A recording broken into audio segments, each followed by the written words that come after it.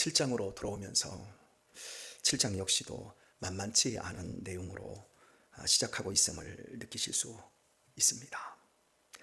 볼장 다 본 나라, 콩가루가 된 집안, 이런 상황 속에 서게 된다면 얼마나 고통스럽겠습니까?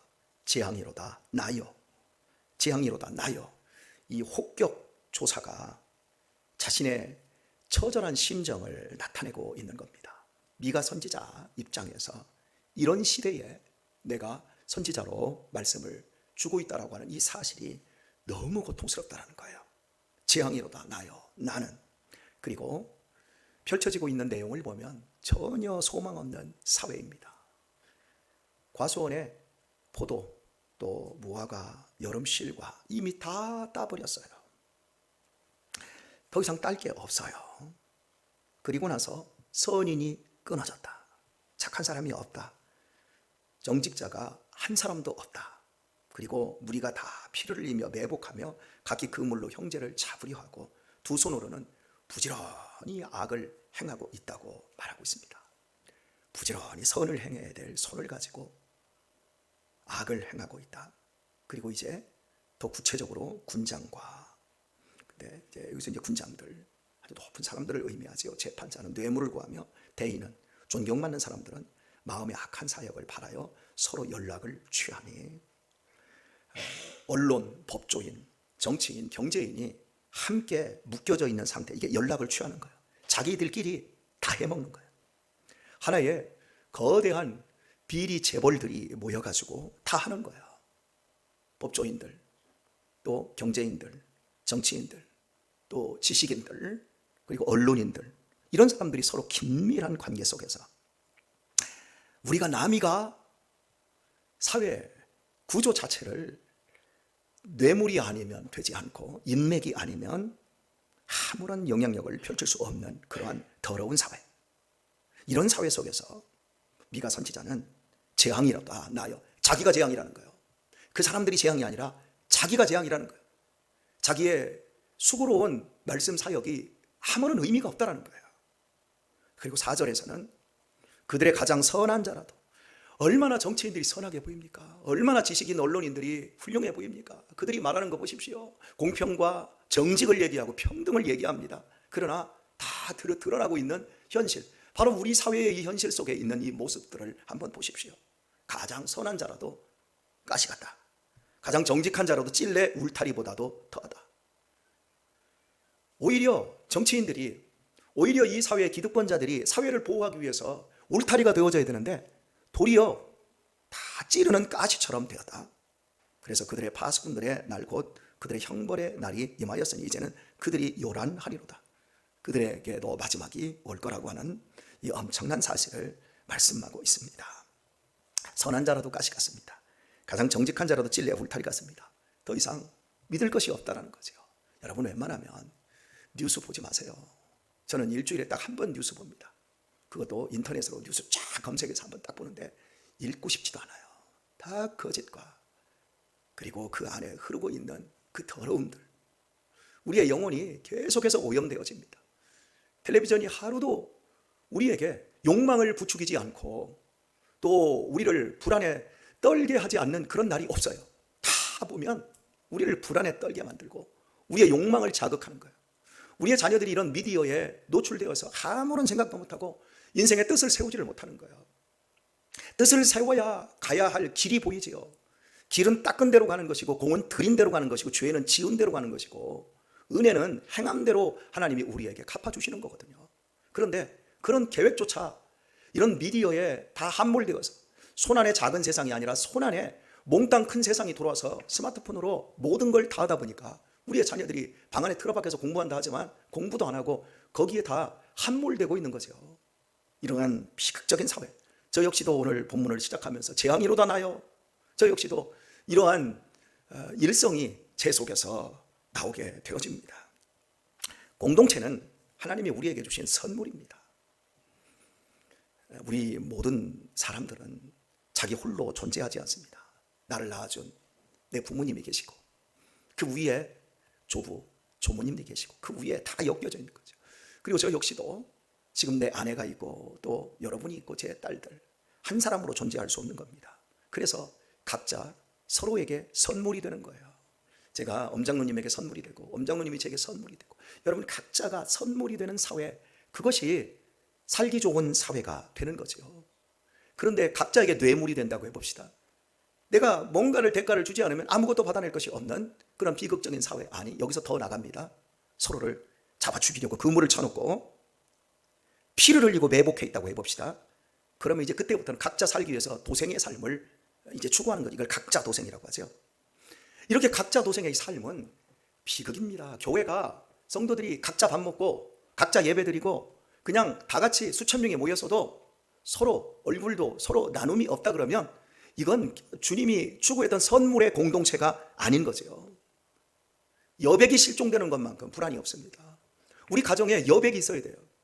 우리 엄마들이 너무 피곤해 지치고 마음이 지쳤을 때 자기만의 공간, 실제적인 공간들이 있어서 자기를 추스릴 수 있어야 돼요. 시간적인 여백도 필요해요.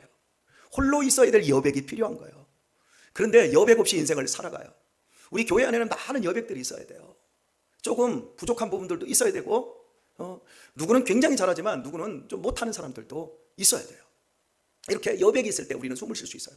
만약에 우리 교회가 여기에 있는 사람들이 모두 삼성 연구단지에 다니는 사람들이라고 해봅시다. 그럼 우리 교회가 헌금을 어마어마하게 많이 들어올 겁니다. 하지만 여백이 안 생겨요. 다 똑똑하거든요. 대덕 연구단지에 교회가 있는데 우리나라 충현교회에서 담임을 하셨던 목사님이 거기로 갔어요. 나중에 고개를 살래살래 흔들어서요. 왜? 다 박사님들이에요. 좋을 것 같지요? 여백이 없으니까 서로가 각자 도생, 합력, 선물로서의 삶이 없는 거예요. 각자의 그 자리에서 나만 잘 먹고 잘 살고 예배드리면 되는 거죠.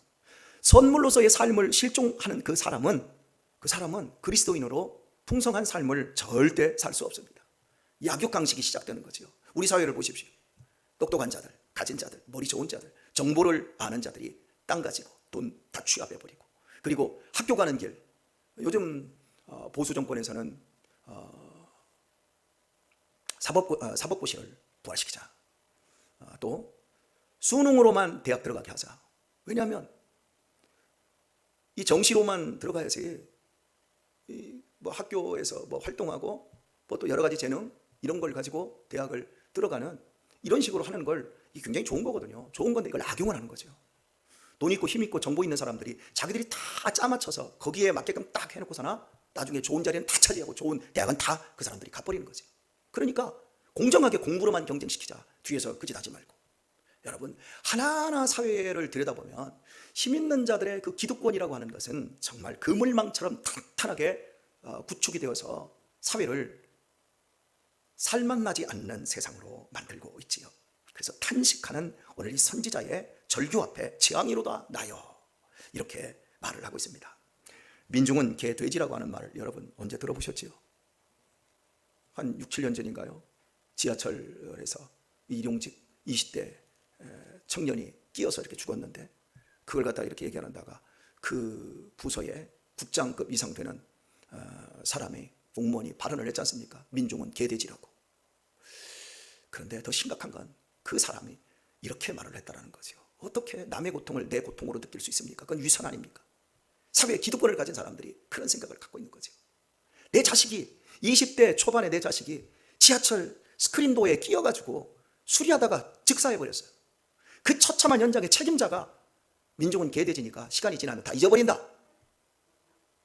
울타리가 되어져야 될 사람들. 근데 그 사람들 뿐이었습니까? 예전에 지나갔지만 역대의 대통령은 탱크로 밀어버리면 한 10만 명 죽이면 애들 조용해.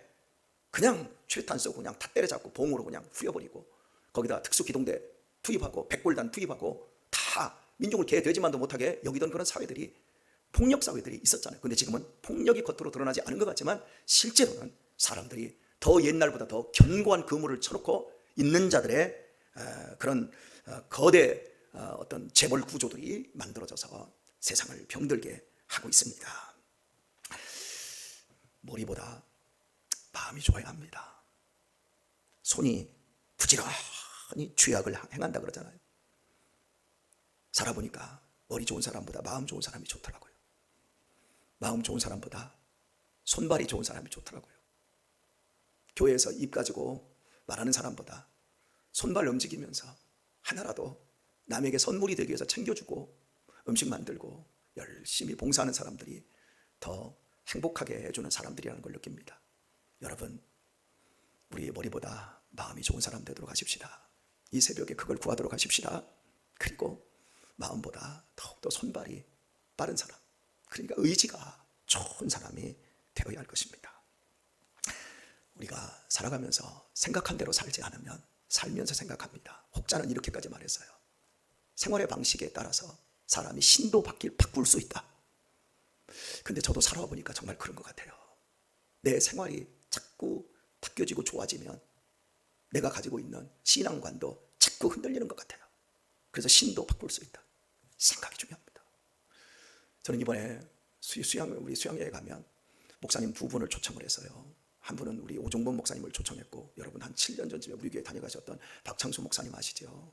신현선교회 대표, 서울대학교 법대에 들어갈 실력을 가졌지만 서울대 농대에 들어가서 농대를 나와서도 우리나라에서 정말 잘 먹고 잘 살 수 있는 높은 자리에 올라갈 수 있지만 신현선교 헨리 조지 선교회 만들고 젊은이들의 정신을 깨우고 토지 사상을 통해서 하나님의 나라를 이 땅에 오기 위해서 가난을 선택한 그 목사님, 저하고 동갑이에요. 그 목사님하고 제가 계속 교류를 하는데, 이번에 우리 청년들, 우리 젊은 사람들에게 부동산, 비트코인, 이 사회에 함몰되어서 그것이 전부인 양 생각하고 사는 사람들에게 이렇게 살아가는 사람도 있고, 이런 하나님의 말씀이, 이것이 하나님의 말씀이라고 하는 것을 젊은 사람들에게 한 2시간 정도 강의를 제가 부탁을 했어요. 그래서 이번에 같이 가게 되었어요. 여러분들도 연세 드신 분들도 한번 들어보시는 것도 참 좋을 것 같아요. 저는 오늘 본문에서 가장 선한 자라도 가시 같고 가장 정직한 자라도 찔레 울타리보다 더 믿을 사람이 없다 그러는데, 제가 오늘 말씀을 맺으면서 박창수 목사님과 나눈 박창수 목사님과의 그 편지 내용 중에 박창수 목사님의 그 카톡 편지 내용을 여러분에게 잠깐 소개하는 걸로, 한 5분 정도는 될 거예요. 좀 길어서 몇 편이나 되는데 한번 읽어보시면서 오늘 말씀과 비교를 해보시고 여러분이 각자 어떻게 남은 육신의 때를 살아야 될지를 좀 가다듬었으면 좋겠습니다. 제가 그대로 한번 읽어볼게요. 소명의 시작. 1989년 가을 어느 날 나는 고향 교회의 어두운 지하의 청년부 예배실로 내려갔다. 직전에 대학 입시에 떨어지고 그해 재수하고 있던 나는 그 어두운 청년부실에서 홀로 기도했다. 다시 낙방하고 싶지 않았는데 어디에 지원하면 좋을지 확신이 서지 않았다. 간절한 마음으로 잠잠히 기도하는 가운데 마음속에 그 얼마 전에 읽었던 책의 제목이 떠올랐다. 예수님이라면 어떻게 하실까? 그러자 내 마음에 이런 생각이 차례로 들었다. 예수님이라면 가난한 사람들의 친구가 되어 복음을 전하실 것이다. 그럼 누가 가난한 사람들인가? 그때 내 마음에 바로 농민이 떠올랐다. 그것은 지금 생각하면 그의 늦밤에 장성 백운교회 인근의 밭에서 보리배기 하루 농활을 할 때 농민들을 만났기 때문일 것이다. 허리가 끊어질 것 같은 그 고된 노동을 함에도 불구하고 역대 정권의 농민 수탈적 저고가 정책 때문에 형편없이 낮은 소득을 받을 수밖에 없는 농민들이 바로 예수님이라면 그 친구가 되어 복음을 전하실 가난한 사람들이라는 생각이 들었던 것이다. 그래서 나는 서울대학교 농경제학과에 지원하기로 결심했다. 그런데 버스를 타고 집에 돌아오는 가운데 한 가지 걱정이 들었다. 그것은 농업과 농민과 농촌을 무시하는 사회적 편견 때문에 농경제학과 지원을 가족들이 반대하면 어떻게 해야 하는가에 대한 것이었다. 그런데 놀라운 일이 일어났다. 집에 돌아와서 내가 말을 꺼내기도 전에 가족들이 내게 서울대학교 농경제학과 지원을 권유한 것이다. 그때 나는 하나님께서 인도해 주신다는 확신이 들었다. 그리고 또 한 가지 선물을 받게 되었다. 당신은 지금의 수능과 정반대로 먼저 대학교와 학과에 지원하고 거기 가서 학력고사를 치러서 그 점수를 가지고 입학 여부가 결정되는데 엄청나게 높은 점수를 받아 학과 수석으로 입학할 때 입학금과 등록금을 한 푼도 내지 않게 된 것이다. 그때 점수는 340점 만점에 320점대 있는데 내 기억으로는 서울대학교 법학과에도 충분히 입학할 수 있는 점수였다. 이 모든 과정을 거치면서 나는 그해 가을에 교회 지하실에서 홀로 침묵 가운데 하나님의 뜻을 구하며 간절한 마음으로 드린 내 기도에 하나님께서 응답하시고 나를 인도하신다는 확신이 들었다. 그런데 문제는 입학 후에 수업 내용이 너무나 실망스러웠다는 점이다. 내가 기대한 그런 내용은 전혀 아니었다. 그래서 나는 학교 밖으로 내 눈을 돌렸다. 그러다가 자연스럽게 한국 헨리 조지 협회가 주최한 제2회 토지학교에 참석했다. 그것이 자연스러웠던 이유는 그 2해 전에 고향교회 청년부의 한 선배가 재수하던 내게 한국 헨리 조지 협회를 소개해 주었기 때문이다. 또한 내가 입학한 서울대학교 농경제학과에 전공 과목에 토지경제학이 있었기 때문이다. 다만 학과 토지경제학 수업에 담당 교수가 집필한 교과서에서는 헨리 조지의 경제학을 단 몇 줄로 처리하면서 그것도 왜곡하여 비난한 것이었다. 지금 돌아보면 내가 헨리 조지의 토지 평등권 사상과 정치에 깊은 관심을 갖게 된 주요 계기는 바로 그 수업 내용과 별개로 토지 경제학을 전공 과목으로 둔 서울대학교 농경제학과에 입학했기 때문이다. 나는 그의 한국 헨리 조지 협회의 토지학교에 참석하고 난 후 서울대학교 도서관에서 헨리 조지가 쓴 진권과 빈권 축약 번역본을 대충해서 읽었다. 당시에 도서관에서 그 책을 읽은 기억이 지금도 생생한데 헨리 조지의 이론은 군더더기 없이 명료했다. 너무 길어서요. 제가 이제 다른 편지를 하나 읽어드리도록 하겠습니다. 이건 한 4일 전쯤에 받은 겁니다. 지난주에 무주 도교산에 갔습니다. 한 대학생 선교단체의 수련회에서 신년의 하나님 나라 강의를 하기 위해서였습니다. 6월 호남 수원의 희년사역의 마지막 일정이었습니다. 한두 달 전쯤에 그 단체에 계신 분이 소개와 주선으로 선택 강의를 하게 되었는데 당시 담당 간사님은 이미 학생들의 선택 강의 신청이 거의 마감되어 제 강의에 신청자가 거의 없을 수 있다고 우려했습니다. 그리고 강의 한 주 전에 그 담당 간사님이 제게 신청자가 2명밖에 없는데 강의를 하겠느냐고 문의했습니다. 그 수련회의 모든 선택 강의는 강사들이 사례비를 받지 않고 하는데 그 간사님은 신청마저 극히 적으니 제게 미안했던 것 같습니다. 그러나 저는 바로 하겠다고 했습니다. 그 2명 가운데 헨리 조지나 순원이나 안창호 같은 학생이 있을지 누가 알겠습니까? 누가복음과 사도행전에 나타난 신년의 하나님 나라, 구약 5경의 토지평등권 원칙, 헨리 조지의 토지평등권 사상과 정책, 그리고 그것이 명기된 톨스토이의 소설 부활, 본문, 순원과 안창호의 건국 철학, 대한민국 임시정부의 건국 강령, 현대판 대동법, 토지평등권 개헌에 이르기까지 이리관지로 강의했습니다. 강의를 마칠 때마다 질문과 소감을 묻고 들었습니다. 둘째 날 모든 강의를 마치고 나오는데 복도에서 그 가운데 한 학생이 제게 이 강의를 통해 큰 깨달음과 배움을 얻었고 진심으로 감사드린다고 말했습니다. 그 학생은 이틀 동안 강의 내내 시종일관 초롱초롱한 눈빛으로 강의를 들었는데 강의 내용을 정확하게 이해했다는 것을 그의 질문과 소감에서 저는 이미 알 수 있었습니다. 저는 그 학생의 마지막 인사를 받으면서 큰 보람을 느꼈습니다. 제가 이 학생을 위해 이 도기산에 올라왔다는 생각이 들었습니다.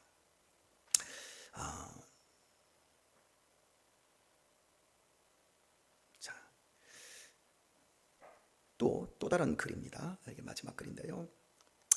무주 도교산 귀가 에피소드 생애 목표와 일상의 삶. 지난 글에서 무주 도교산에 가서 대학생 선교단체 선택 강의 하나를 맡아 희년 강의를 한 이야기를 말씀드렸는데 이번에는 마치고 올라올 때 겪은 조금은 놀라운 일 하나를 말씀드리고자 합니다. 저는 청년기에 집과 차를 사지 않겠다고 결심하고 아내에게도 그렇게 말한 후에 지금까지 지켜오고 있습니다. 집을 사지 않으려 한 이유는 소극적으로는 집값 상승과 불로소득에 대한 기대와 수익을 아예 하지 않기 위해서였고 적극적으로는 집 없는 세입자, 서민의 애환, 전월세 폭등, 자진이사, 집주인의 갑질 등을 함께 겪고 알아야 세입자 서민을 위한 희년사역을 머리로만 아니라 가슴으로도 할 수 있다고 생각했기 때문입니다. 그리고 차를 사지 않으려 하는 이유는 소극적으로는 자동차 운행에 따른 석유 자원과 잘 안 보이네요. 석유 자원과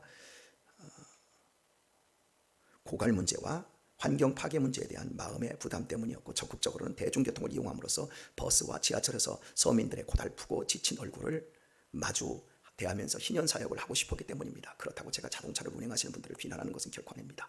다른 분들이 사역이나 사업의 필요를 위해 자동차를 운행하시는 것을 저는 존중합니다. 다만 저에게는 그렇다는 것입니다. 이번에 무주 도교산에 갈 때도 대중교통으로 가느라 광주에서 출발했는데도 시간이 많이 걸렸지만 응당 그러리니 생각하고 그렇게 갔습니다. 그런데 문제는 돌아올 때였습니다. 강의를 마치는 날 점심 때 경기도 고양시에 있는 집으로 돌아오기 위해 무주 터미널에서 대전 터미널까지 가는 제가 탈 수 있는 유일한 마지막 버스의 표를 예매하려 했는데 그 마지막 버스에 모든 좌석이 매진된 것을 보았습니다. 그 순간 아차 싶었습니다. 이미 하룻밤 머물던 객실은 나와야 했기 때문에 그날 밤에 천둥 번개가 치는 도교산 야외에서 철회를 해야 할 수도 있었습니다. 그래서 고민하다가 선택 강의를 하시는 분들의 카톡방에 대전이나 수도권으로 카풀을 해줄 수 있는 분이 혹시 계신지 문의하는 글을 올렸습니다. 그런데 잠시 후에 한 분이 글을 올려주셨습니다.